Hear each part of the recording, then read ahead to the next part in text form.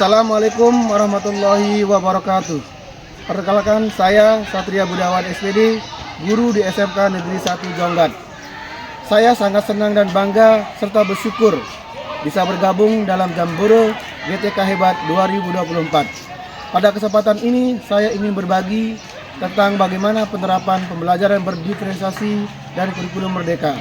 Melalui video ini saya ingin mengajak dan menginspirasi rekan-rekan guru untuk terus berinovasi dan memberikan yang terbaik untuk siswa-siswi kita.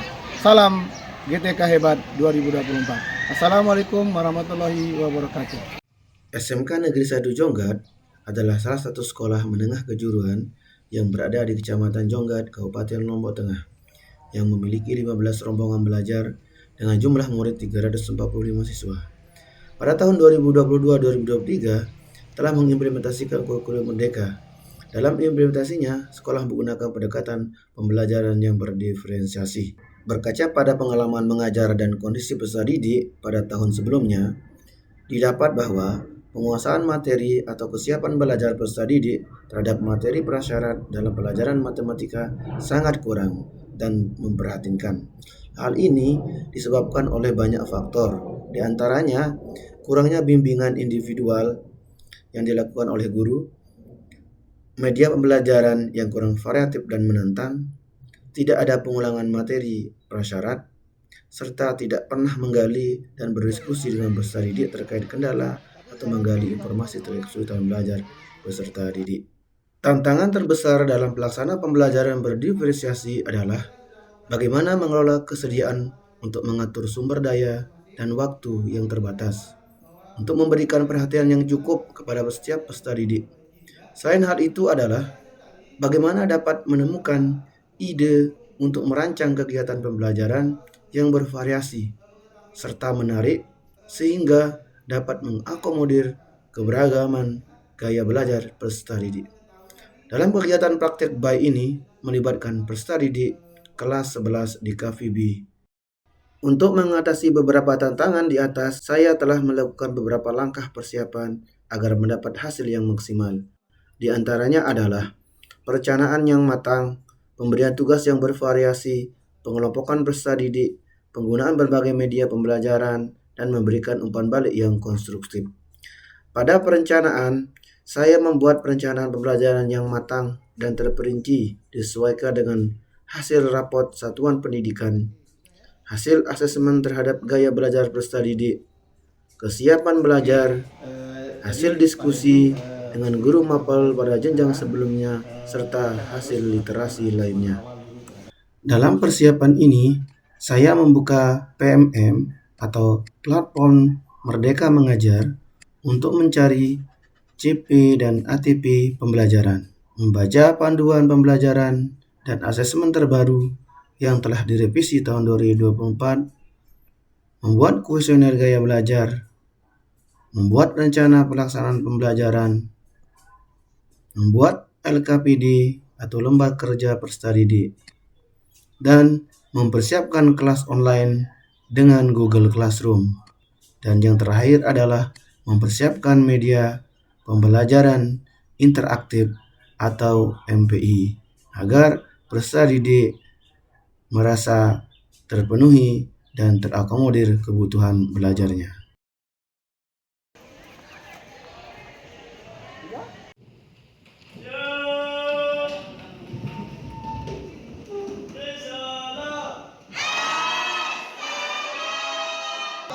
Untuk mengawali pembelajaran, kami awali dengan memberikan motivasi, mengabsensi siswa, dan memberikan apresiasi dan melakukan ice breaking agar motivasi siswa terjaga sampai dengan akhir pembelajaran. Sebelum pembelajaran dimulai, tidak lupa kami memberikan tujuan pembelajaran kepada peserta didik agar lebih fokus terhadap apa yang menjadi tujuan pembelajaran sehingga bisa mengerahkan fokus perhatiannya terhadap apa yang dikerjakan. Tahap selanjutnya adalah saya memberikan asesmen pembelajaran, yaitu untuk mengetahui gaya belajar peserta didik. Dengan begitu, saya akan mengelompokkan berdasarkan gaya belajar masing-masing agar mempermudah dalam memberikan bimbingan, dan motivasi. Setelah melakukan asesmen gaya belajar, saya mendapatkan peserta didik yang memiliki gaya belajar kinestetik dan audio video. Saya memberikan tugas dan latihan melalui offline atau tatap muka dan online, yaitu Google Classroom. Dalam pelaksanaannya, untuk tatap muka diberikan tugas yang dikerjakan secara kelompok, sedangkan untuk tugas mandiri dikumpulkan melalui Classroom yang di dalamnya sudah diberikan media pembelajaran interaktif, YouTube, dan lain sebagainya. Tugas dari tugas. Nah, kemudian Setelah melakukan pembimbingan terhadap masing-masing kelompok tentang bagaimana cara pengerjaan dan penyajiannya, kami mempersilahkan masing-masing kelompok untuk mempresentasikan hasil karyanya.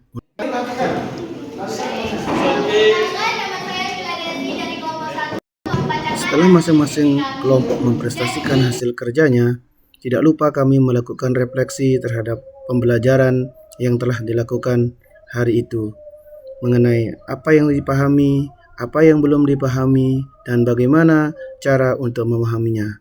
Serta tidak lupa memberikan tugas yang harus dikerjakan melalui Classroom untuk dikerjakan di rumah. Siap untuk mengulangi di rumah? Ya. Untuk mengulanginya, Bapak Guru sudah berikan tugas di Classroom ya. Di akhir pembelajaran, tidak lupa kami memberikan apresiasi kepada peserta didik yang telah antusias dan mau bekerja sama dalam melaksanakan tugas kelompok dan bisa mempresentasikannya. Apakah pelajaran kita hari ini menyenangkan? Kalau gitu tepuk tangan dulu. Pak Guru ingin bertanya bagaimana kesan kalian setelah mengikuti pelajaran ini tadi? Kesan saya itu sangat menyenangkan karena kita bisa belajar menggunakan dua metode. Yang pertama itu tatap muka, sama yang kedua itu pakai Classroom. Tadi kan kita sudah belajar dari KPD, kita sudah kompon dan sebagainya. Apa kelebihan kita menggunakan metode pelajaran yang ada Classroom ini? Metodenya dapat berbagai macam metode. Yang pertama itu bisa bertanya atau berdiskusi secara langsung. Yang kedua itu materinya tersimpan di HP, jadi bebas mau belajar dimanapun. Terus yang ketiga itu walaupun kita tidak masuk itu kita bisa mengetahui pembelajaran, mengikuti pembelajarannya itu. Oke, sudah ya. Oke, terima kasih pesannya. Semoga tetap semangat belajar ya. Selain melakukan pembelajaran kepada peserta didik, saya juga telah melakukan pengimbasan atau praktek baik atau aksi nyata kepada rekan sejawat tentang banyak hal, mulai dari penggunaan Gemini AI, penggunaan Classroom, penggunaan quizzes, metode TPEC dalam pembelajaran, serta membantu pendidik dan peserta didik dalam mengaktifkan akun belajar ID.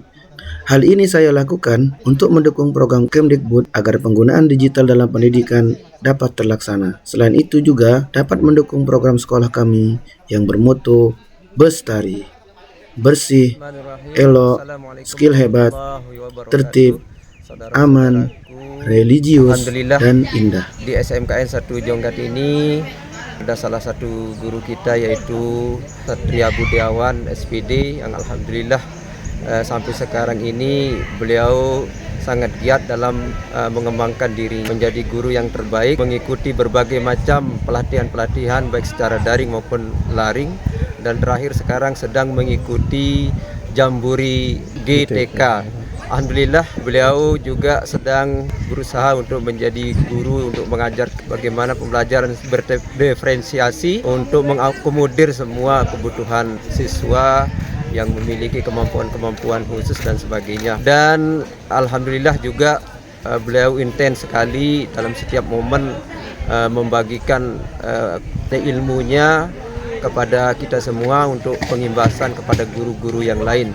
Alhamdulillah dengan apa yang dilakukan oleh saudara kita Pak Satria Budiawan patut dicontohi dan diteladani bagi guru-guru yang lain untuk meningkatkan pendidikan khususnya di SMKN 1 Jonggat ini dan umumnya di Lombok Tengah maupun Nusa Tenggara Barat untuk menjadikan pendidikan ini disesuaikan dengan ilmu teknologi yang berkembang saat ini. Terima kasih. Wassalamualaikum warahmatullahi wabarakatuh.